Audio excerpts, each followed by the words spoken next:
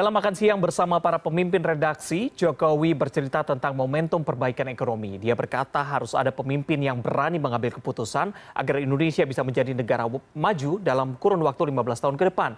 Jokowi juga bicara soal lari sebagai analogi kepemimpinan yang dibutuhkan Indonesia ke depannya. Harus lari maraton bukan sprint. Lantas apa makna dari analogi tersebut? Kita akan bahas bersama pakar komunikasi politik Effendi Ghazali. Selamat malam Bang Ege. Malam Reza, malam para pemirsa. Baik, Bang Ege, kemarin Presiden Jokowi bicara soal lari nih, sebagai analogi kepemimpinan yang dibutuhkan Indonesia. Harus lari maraton, bukan lari sprint. Nah, makna dari analogi tersebut apa sih? Ya, kalau dikaitkan dengan penelitian komunikasi politik, nyambung dengan yang tadi ya, kalau soal jingle-jingle itu arahnya ke recall. Anak muda milenial tadi hebat.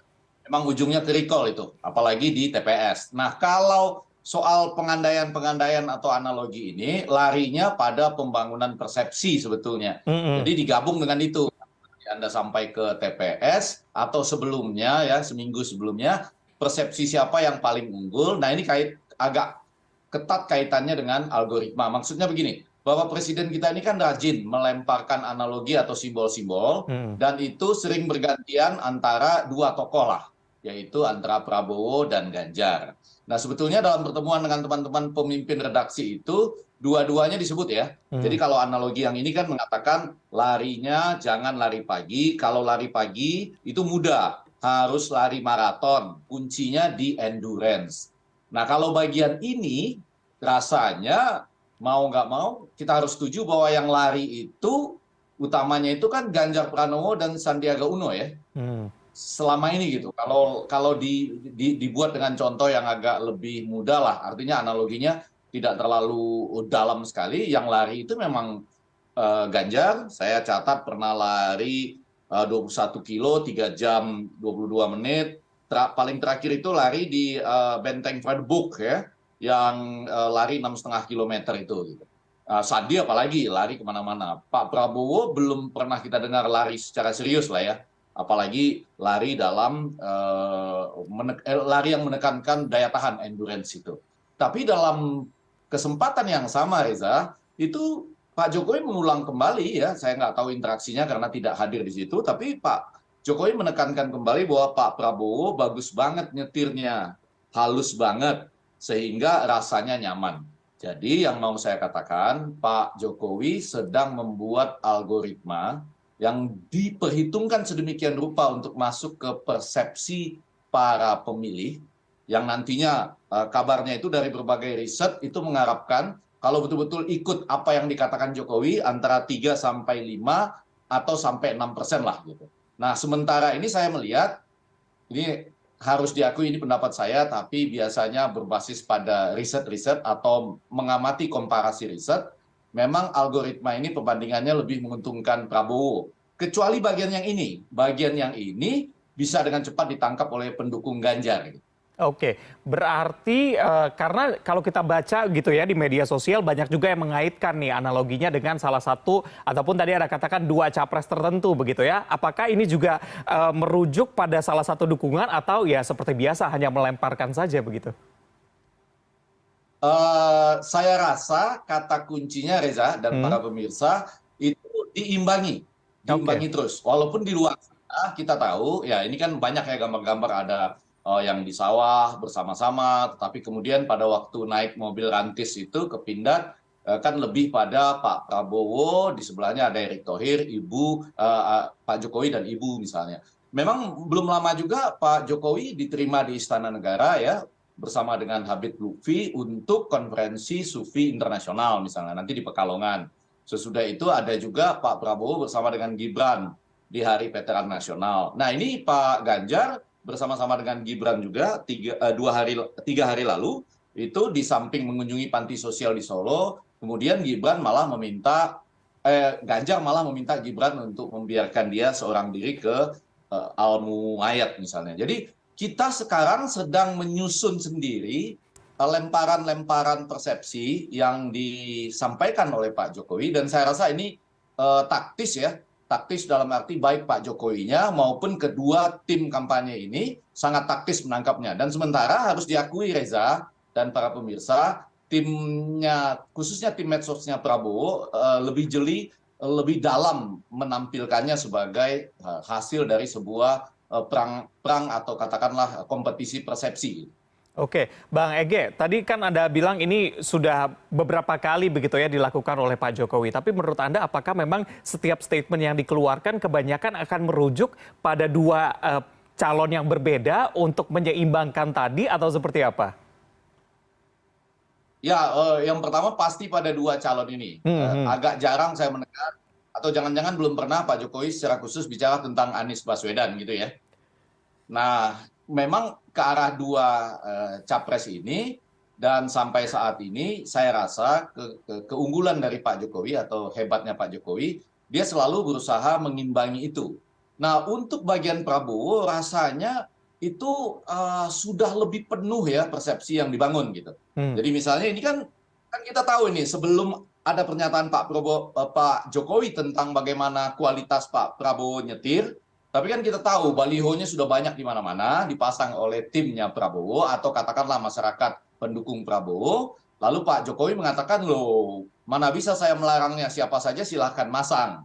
Ternyata kemudian betul-betul ada kunjungan ke Pindad naik mobil rantis yang nyetir itu Pak Prabowo. Dan kemudian ditambah lagi dalam pertemuan dengan pemimpin redaksi tersebut kemarin itu ada kalimat Pak Prabowo itu bagus banget nyetirnya. Nah, khusus diimbangilah dengan pernyataan tentang Ganjar ini. Kalau yang ini menurut saya arahnya ke Ganjar, karena memang yang selama ini aktif lari pagi itu Ganjar, apalagi istrinya Atikoh itu sangat kuat lari maraton maksud saya. Oke, Bang Ege, dalam pertemuan kemarin juga Pak Jokowi menyebutkan nih bahwa Indonesia butuh pemimpin yang memiliki ketahanan tinggi, yang berani. Nah, itu menurut Anda maknanya mengarah ke siapa? Apakah kedua-duanya juga begitu atau ke salah satu? Nah, itu bagian sampiran kalau dalam pantun. Jadi dalam pantun itu bagian sampiran. Jadi, kita tahu ya bahwa Pak Jokowi mengatakan pertumbuhan ekonomi kita 5,17 loh. Tidak seperti yang dibayangkan bahwa itu cuma 4%. Kemudian kita akan menjadi dengan negara dengan pendapatan per kapita lebih dari 10.000 gitu ya. Dan karena itu dibutuhkan juga menekankan soal hilirisasi itu ya. Industri sehingga nanti kita itu bisa mencapai target-target selanjutnya. Jadi artinya dia mengatakan siapapun selanjutnya itu harus melanjutkan. Nah, dalam konteks melanjutkan ini, kan sebetulnya kedua orang ini betul-betul akan menjadi orang yang melanjutkan Jokowi gitu. Khususnya Pak Prabowo itu seperti seakan-akan 100% apapun yang disampaikan ikut Jokowi. Bahkan Ganjar belakangan ada tambahan sedikit bahwa kalau ada hal-hal yang harus ditingkatkan akan ditingkatkan seperti penegakan hukum. Jadi itu lebih pada sampiran, kemudian Pak Jokowi tampil lagi dengan perimbangan persepsi tadi.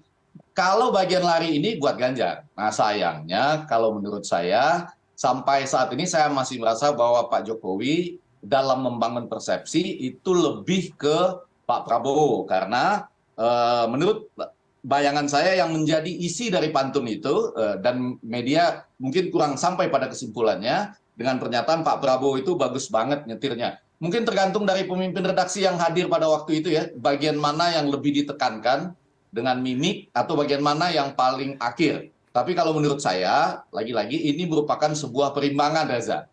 Oke, Bang Ege, berarti kalau menurut Anda tadi dikatakan atau kemarin dikatakan Pak Jokowi, Pak Prabowo ini jago banget nyetirnya, apakah itu juga ada makna bahwa cocok nih untuk melanjutkan ke depannya? Karena kita tahu kalau Pak Jokowi memberikan endorsement, efeknya pasti akan panjang juga dan akan bagus begitu diterima masyarakat.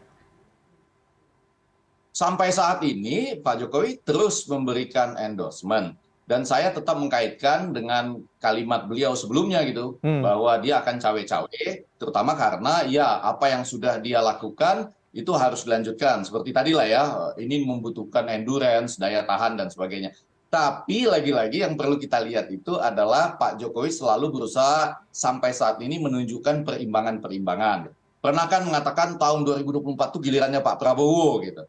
Tapi sesudah itu juga mengatakan bahwa yang cocok memimpin itu rambutnya putih, keningnya berkerut gitu misalnya.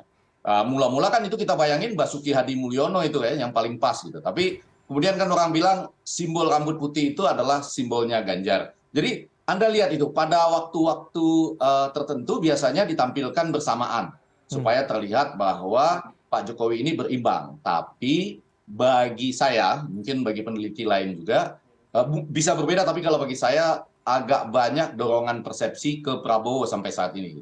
Nggak apa-apa karena Ganjar nanti akan lebih bebas untuk kemana-mana, termasuk bertemu presiden kalau memang demikian. Itu pada 5 September nanti setelah selesai menyelesaikan tugasnya ya sebagai Gubernur Jawa Tengah. Nanti kita lihat lagi bagaimana perimbangan persepsi ini.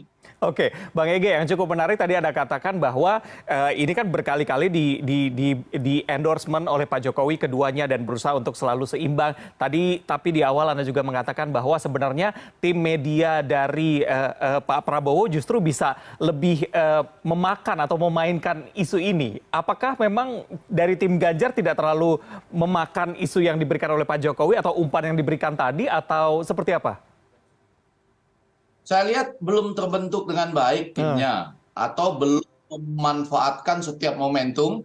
Jadi seperti tadi kita lihat ada jingle-jingle dari setiap partai politik.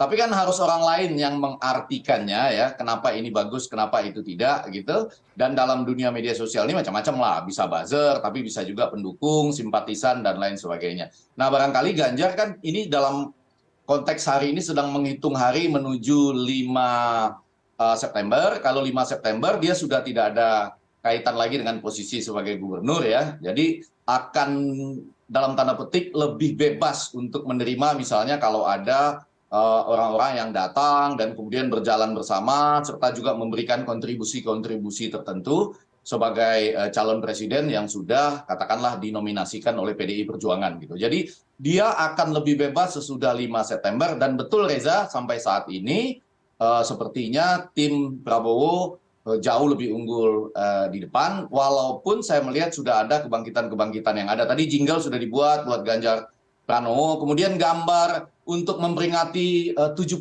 tahun kemerdekaan Indonesia itu juga sudah menarik ya.